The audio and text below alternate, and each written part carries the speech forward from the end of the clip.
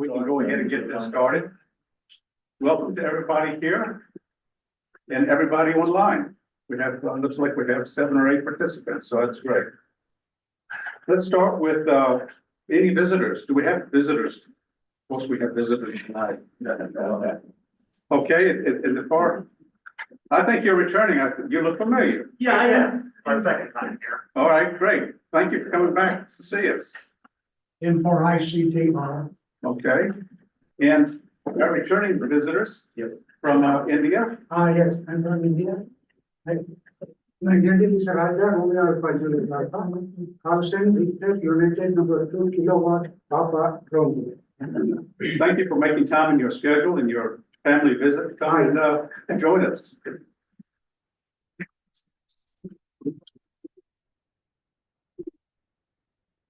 We might have some visitors.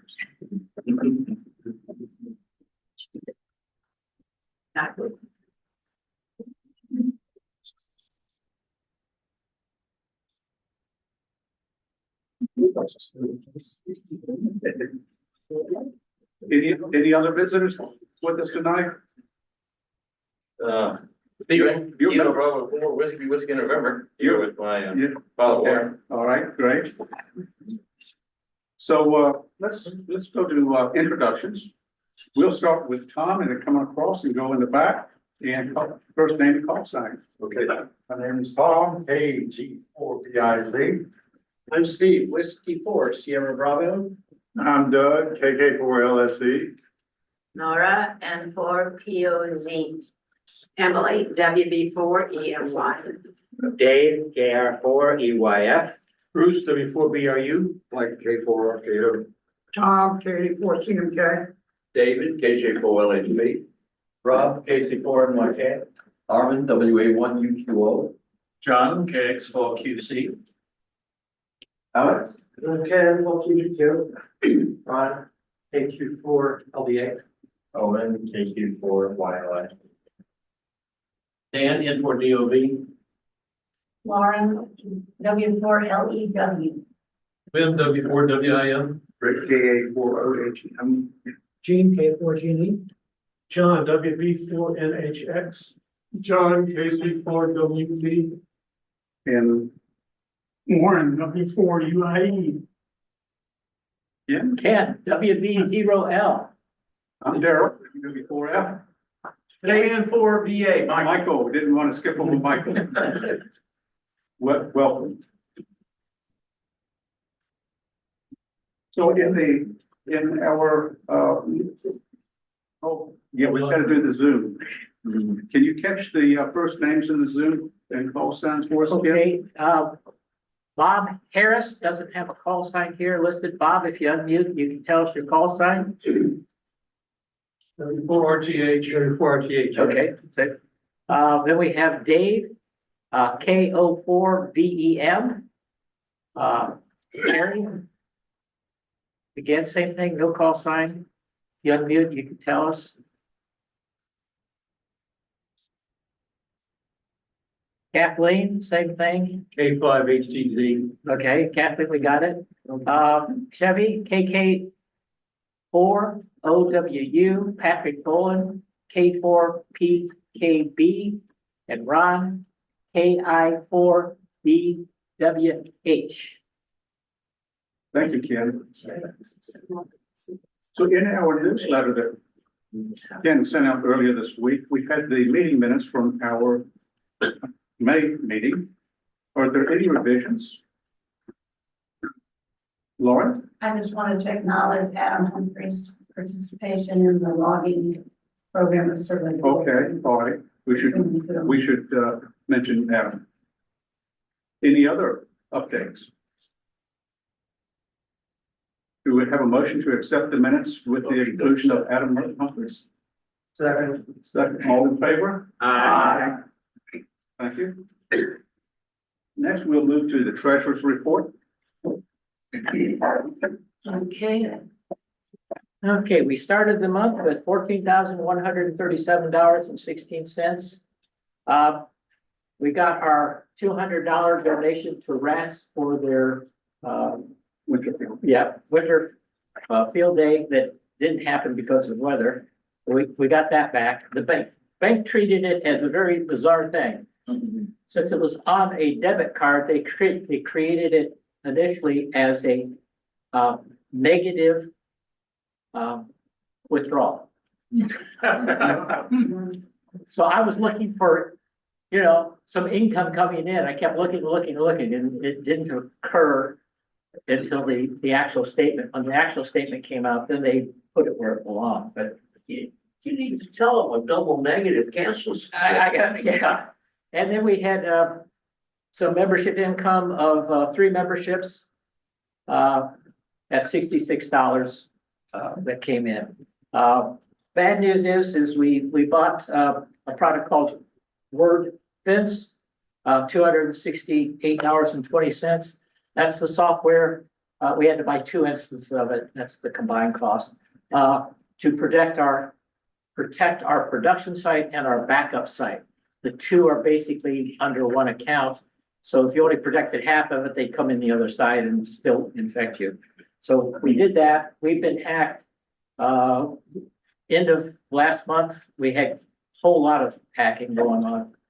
That looks like, need a piece of wood.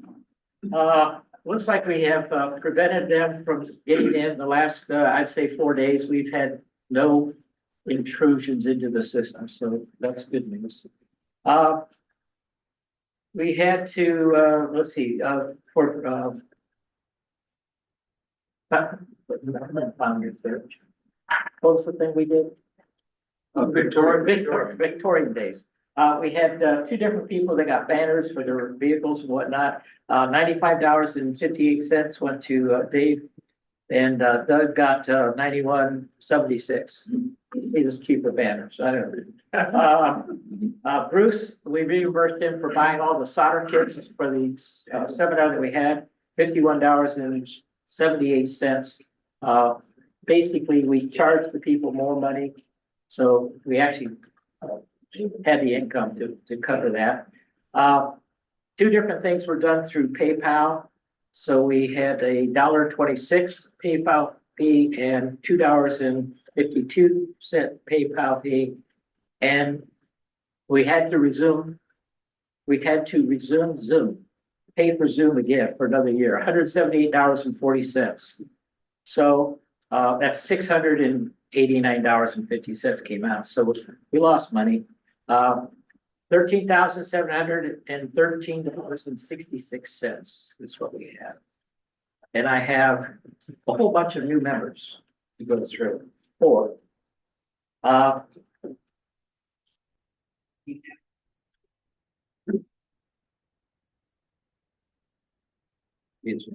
We have Robert Harris, a June General, W4RTH.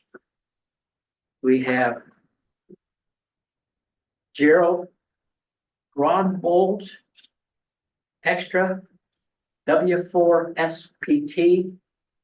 We have George Stone, an extra, WA1JQC, and Cynthia Stone, K4CRFO, a technician license. So I got 4 people. Motion accept. Second. All those in favor? Thank you. So that brings us to 136, 137, Something like that. something like that. Good. In the vicinity. So thank you for the treasurer's report. And we'll move to a school update. I think Bruce has an update. What's about our license classes? Yeah, you want to tell them how it turned out in terms of.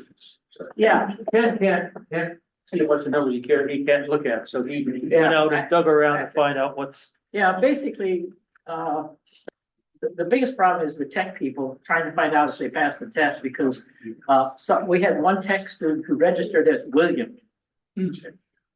That was the only name I had. And then we had a Jeff, and his real name in the FCC database is Jeffrey. Now, if you look, but if you go to scan all the number of people, they're hard to find because we don't have they don't have a call sign yet.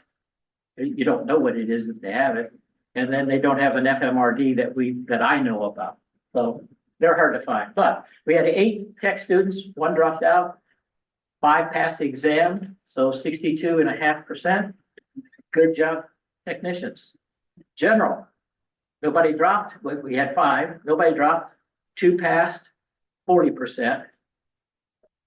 I did have somebody passed slightly, put it that way. FCC actually granted him a general license, and then in the time frame that I initially looked, they then took it away. And I've never seen the FCC grant something and then come back and take it right back, but so down to 40%. Extra had 3 students, 2 passed, so they got 67.7%. So we did actually very well in the classes, even though the numbers were small.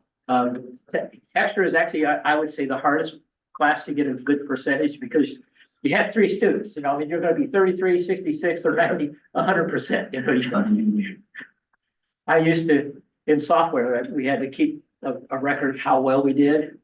And unfortunately, I had never had that many problems. And so with people that had 200, 300 problems, hit 92%, okay, great. I had 2 problems, I'm either at 50% or 100, Anyway.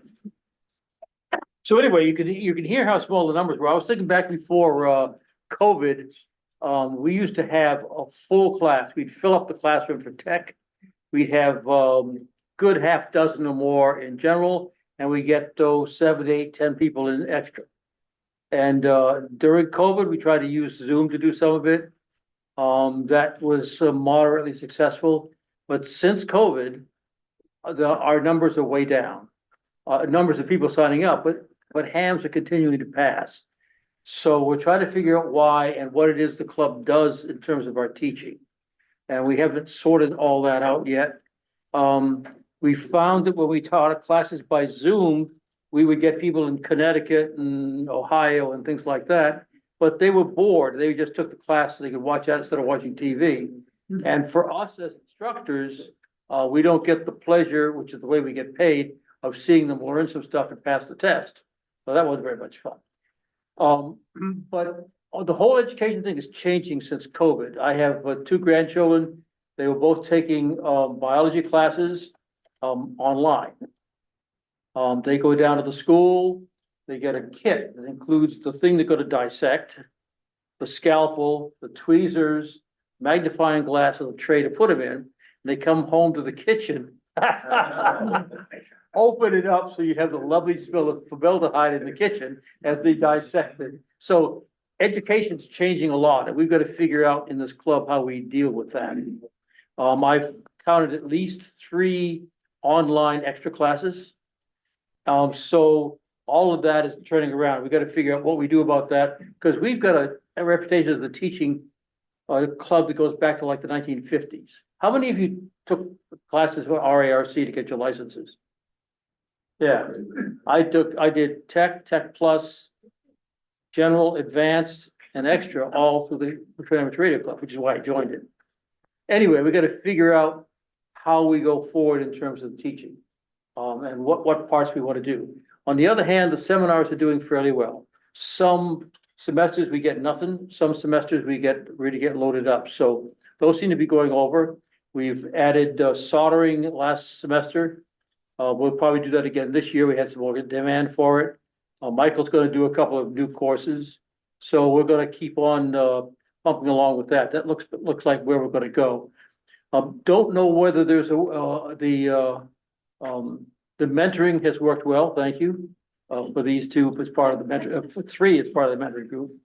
So that's going well. So it's moving. And if anybody's got any sense from other clubs or other people you've talked to about what you think would work in terms of us continuing forward in teaching classes, let me know, because we need to figure out how we orient ourselves in this education operation. So anybody got any ideas at the moment, or you want to just think about it and let me know? Well, look, talk to people you know, people in other clubs, see if you can figure out what's going on. Yes, Dave? You want to talk about the general class? Sure. I've had a lot of fun teaching the general class, and Adam has been helping out.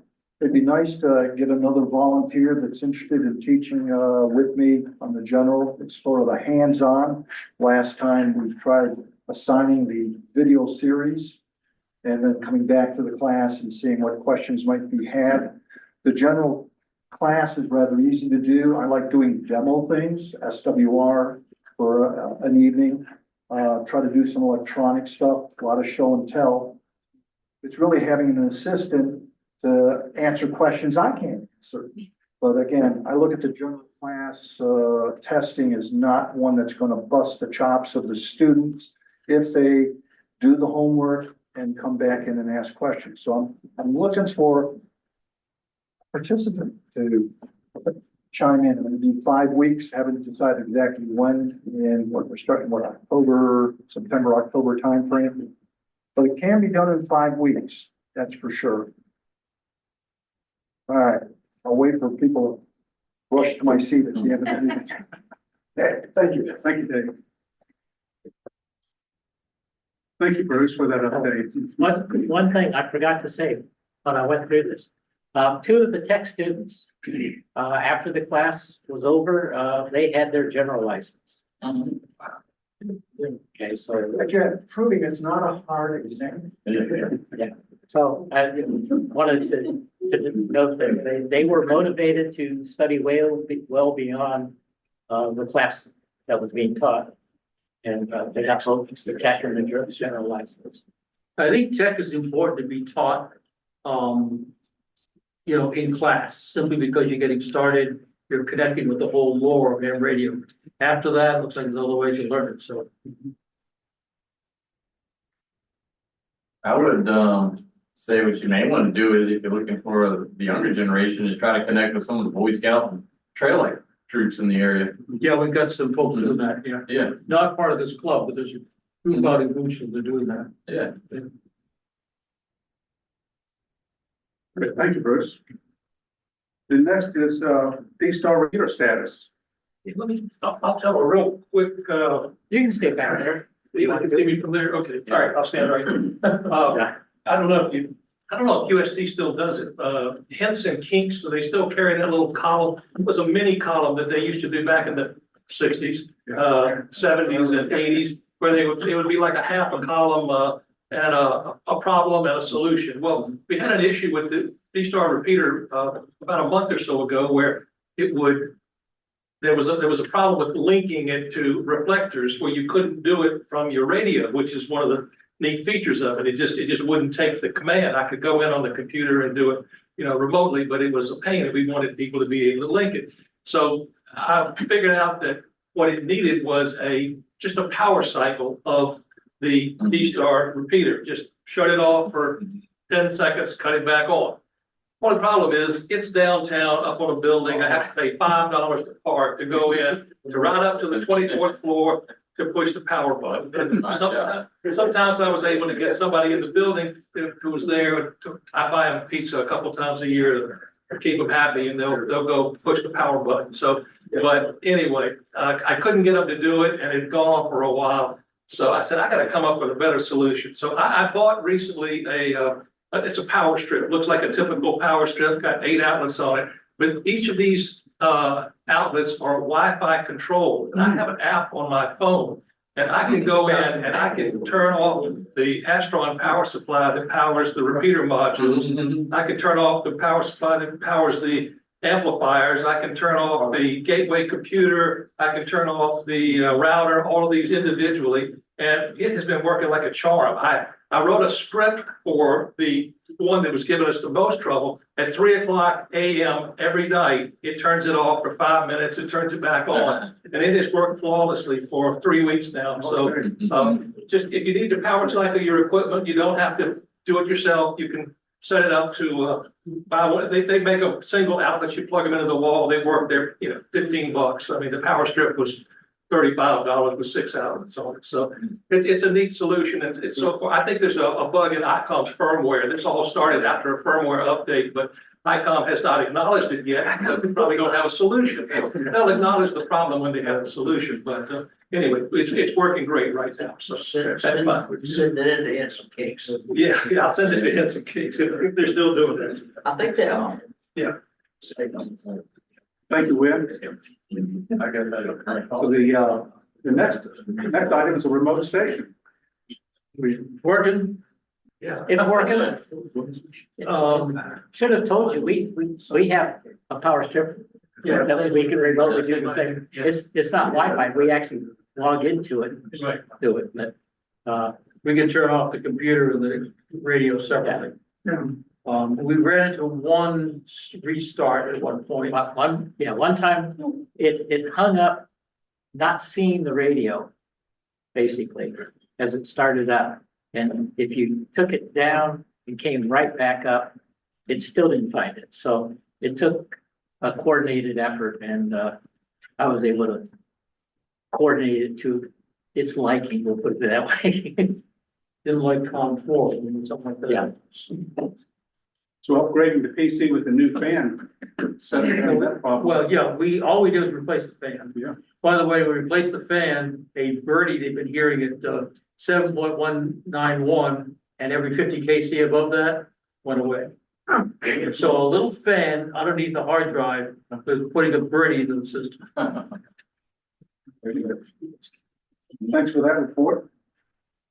Net activity, any updates for our net control folks of 6 meter net, 10 meter nets? Well, I'd like to see more than 6 meter, on Wednesday, see Thursday night on the FM, and Sunday night, the 135.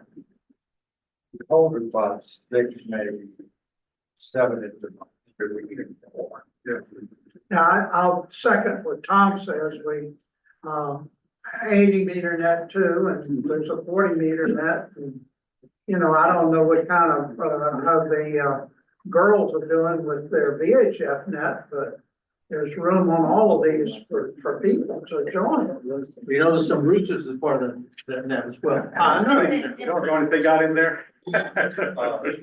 Darryl, we also use, more participation on the 24/7 Wednesday. too. Yeah. We are about 4 to 5, maybe sometimes 8 net days.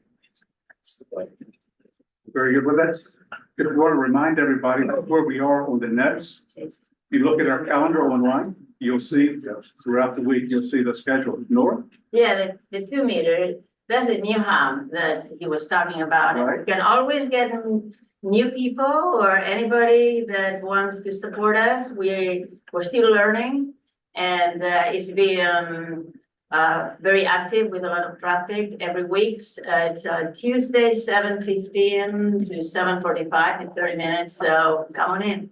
Are you still alternating net controls? Yeah, we are like 5 or 7, and so Do you have a we schedule? we're learning how to be at net control, and with thanks to the mentoring of Bruce, we zoom in before 15 minutes before 7 to 7:15, and then 7:45 to 8, 15 minutes afterwards to see what we learned and what we did right, what we did wrong. All right. Mostly praising. You're Okay. really good. You're gonna have One other thing, Darryl mentioned the calendar on the website. Somebody recently sent me 2 corrections on it, and if anybody else sees any corrections that need to be made, please let me know. We'll fix that. And in general, if you see something on the website that is misspelled, I did it. Let me know and I'll try to get it. And if you have any content that you'd like to see added, let me know. We'll make sure it gets out there. And 14543 is where the new hands meet. Tuesday nights. Tom? I'd like to remind our techs that, you can get on the 6 meter nets and the 10 meter nets. They're legal frequencies for you, so you don't need a general to do that. You got the equipment and you'd be very welcome. Tom always calls and, you know, says, you know, Mike Fright, get on here, you know. Just check in, we don't bite. 6 meter morning net is out there too. Mhm. And right now, we're around for some more net control. Mhm. It kind of burns very quick. 7 days, 7 days in it. Yeah. So moving on, do we have any old business? New business? Announcements? Ron, KQ4 LDA. Well, let the club know, last year, my son Owen applied for a scholarship through the ARRL program. And we're happy to report Owen is being awarded the Phil and Alice Wicker Scholarship out of Roanoke for $2,000.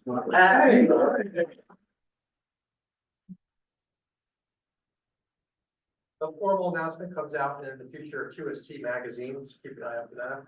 And I just want to make sure you all know the club deserves credit for supporting and influence the newcomers to the hobby.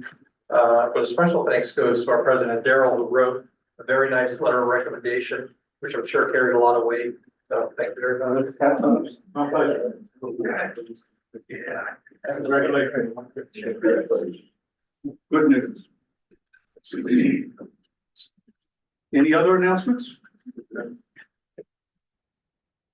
We have a couple of events coming up. We have a Hello. hey, Hello. Kathy. Hi. I'm on the way right now. Sorry for being tardy. But Radio Day is August 8th at the museum. Right, and that's the radio day is at the Keystone Farm and Truck and Tractor Museum.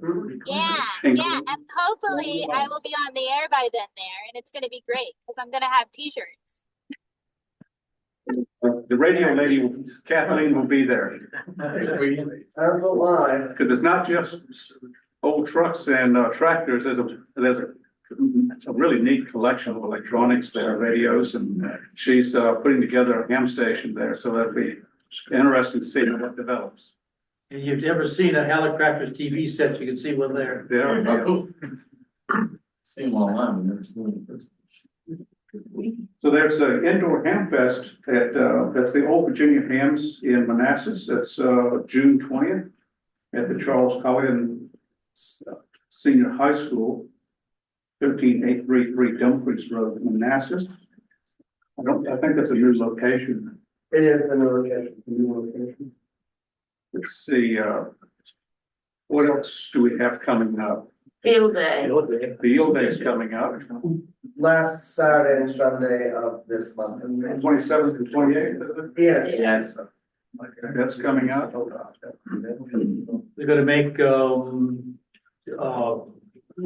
tape measure Yagis, if anybody's interested in seeing that process.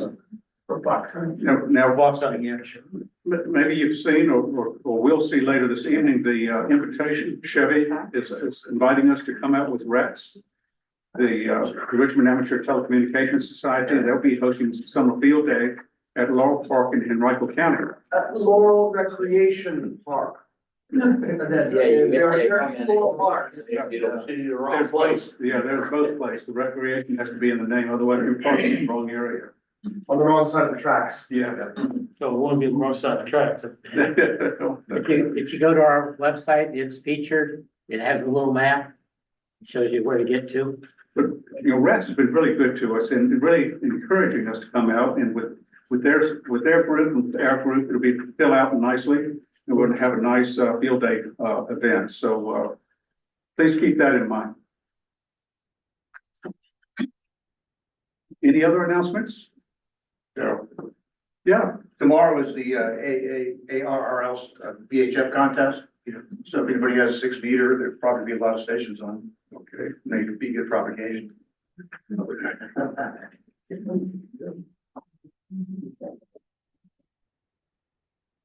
Anything else to add?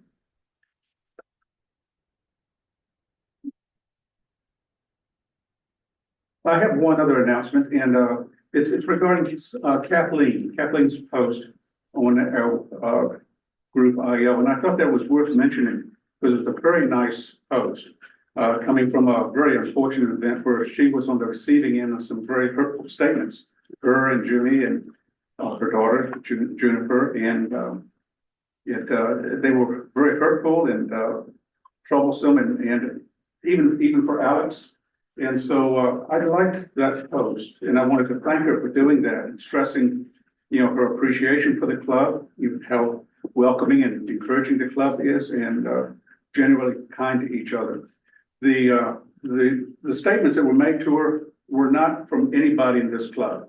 It was somebody from the radio community, but not related to our club. But I really appreciate the way she chose to respond and be in a very kind way, and a very good example for all of us.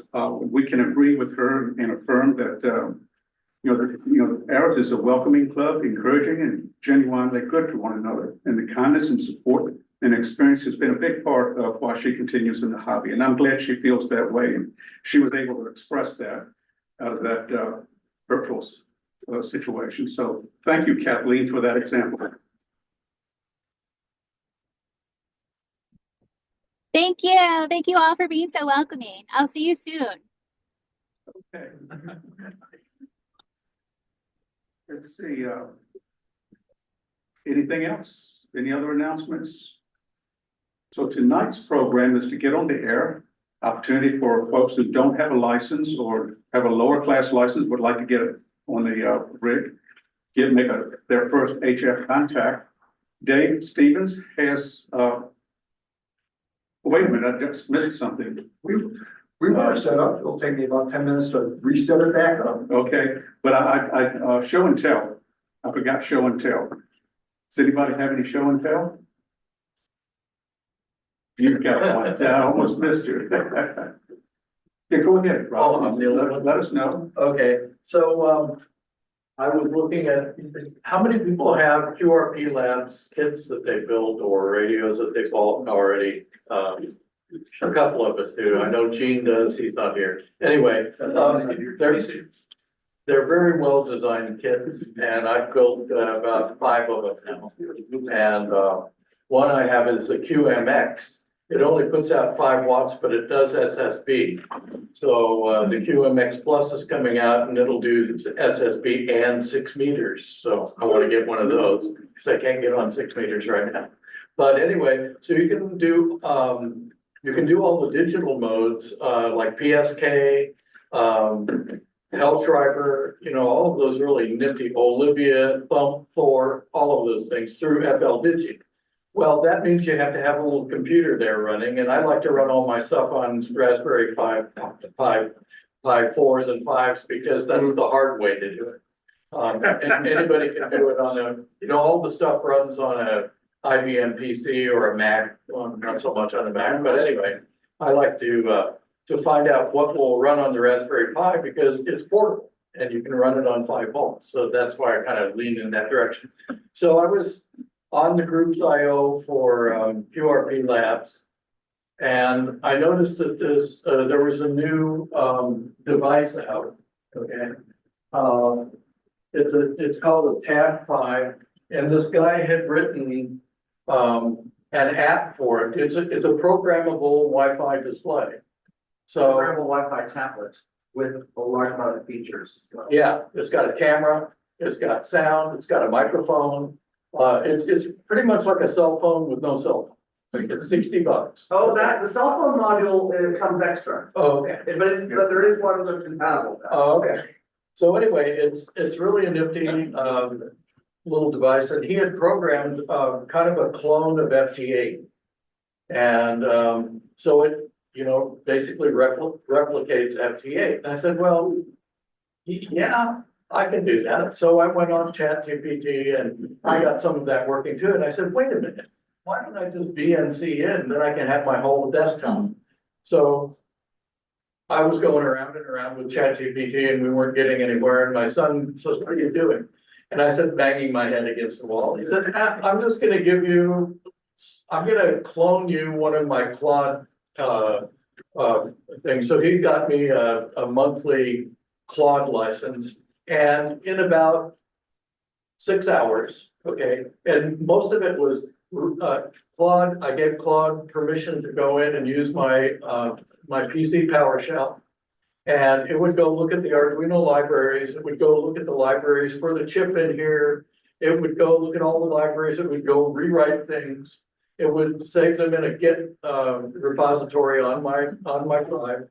And basically figured out how to program this thing, and that took about 2.5 of the 6 hours. The rest of it was trying to get the Raspberry Pi on a hotspot. And so right now, so it would get some stuff working and it would say, okay, what would you like to do now? And I said, oh, I'd like to have a battery check. So if the screen's on all the time. And I said, well, I don't want to burn the screen out, and also I don't want to use all that juice. So why don't we have the screen turn off after 5 minutes? Okay. And when it comes back up, why don't you have it tell me what the battery is like? So there we go. 2 seconds and there's the screen. So right now, the Pi is running WSJTX. I've got that running here. If I was better with my mouse finger, I could get over there, but I actually have a Wi-Fi mouse that is more sanity. So I can go over and launch FLDigi, anything that I can receive on my QMX, like CW, you know, anything really, and transmit. I can control all that from here. My wife was kind of a smart advance, and she said, why don't you just get, if you're VNC'd in, why don't you just get an iPad? It's bigger. And I said, that's no fun. I can't program, and that's done already. Okay, we do the things like Kennedy said, because they're hard. All right. So anyway, it's a really nifty device. I'm hoping to use it as POTA for POTA things. Everything over there is running on a battery. And we're hooked up to Daryl's really nice buddy pole. I'm getting some signals, but it seems to have somehow timed out on the TCP. So we still have a little communication problem between the Pi and this. Sometimes this hangs, and we're not sure. But I can go about 100 feet away and still be connected to it. Anyway, it's just something to think about if you like messing around with microcontrollers. This is a pretty hot one. And if you want to just, what Wynn was talking about, you know, controlling things, you can build controllers for this with about 5 lines of Python. It's really easy. And you can use your Arduino IDE to program it with, there's tons of sketches out now for this thing. Not too many, because this particular chip has an extension that allows it to do the graphics. So one of the problems you're seeing here is we have the Pi screen, which is at 1980 resolution, crammed into a 1280 by 720, which is, yeah. And if you come over and look at it later, you'll see that all of the text in there is crystal clear. Yeah. So anyway, it's a lot of fun, and I'll see what else I can do with the thing. But I think it's a good candidate for POTA because everything's battery powered, and it should be a lot of fun. Thank you, Rob. Yeah.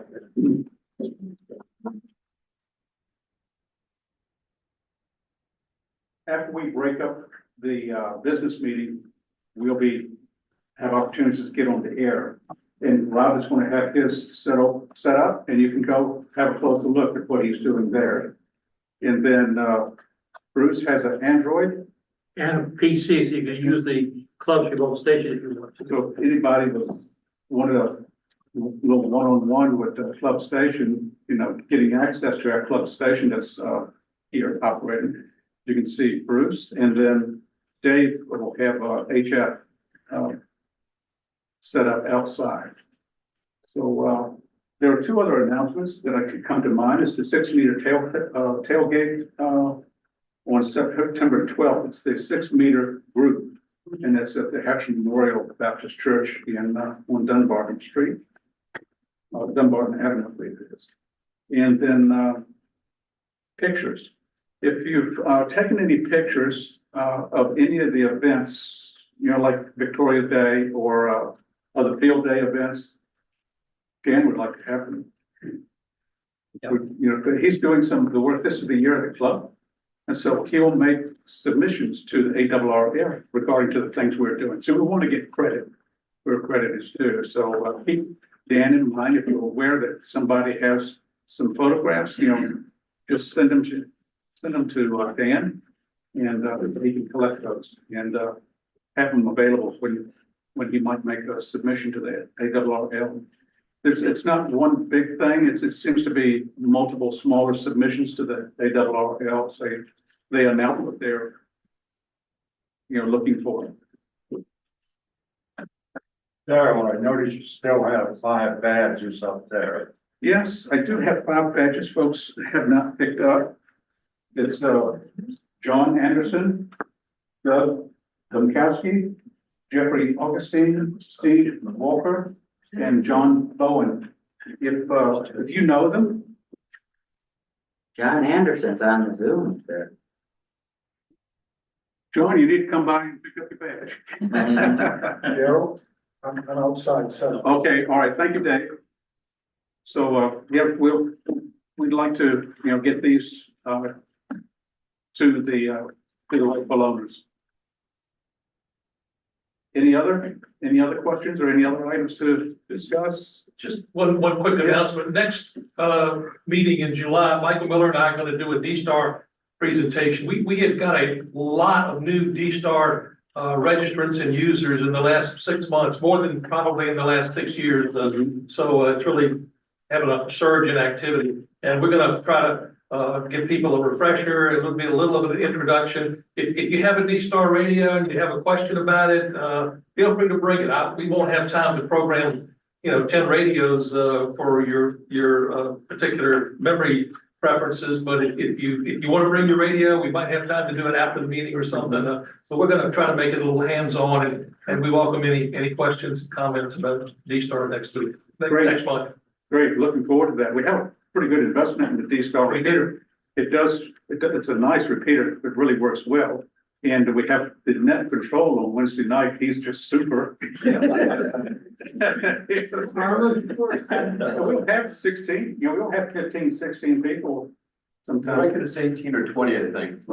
Yeah. It's gonna be at 16. So it's a good net. It's a lot of turnout, so good turnout. So we want to expand that, redo that with everybody, expand that. And then the following in August, Michael will help us find less expensive alternatives to get on D-Star. So, those Icon radios are kind of expensive with that D-Star option. So there are other ways to do it, get via reflected to the D-Star repeater and not so costly. We're looking forward. There'll be July and August, 2 programs back to back. It'll be pretty interesting. Well, with that, that's I think the end of our business meeting. Do I have there's nothing else, a motion to close the business meeting? So moved. I second. All in favor? Aye. Okay, then let's get on the air.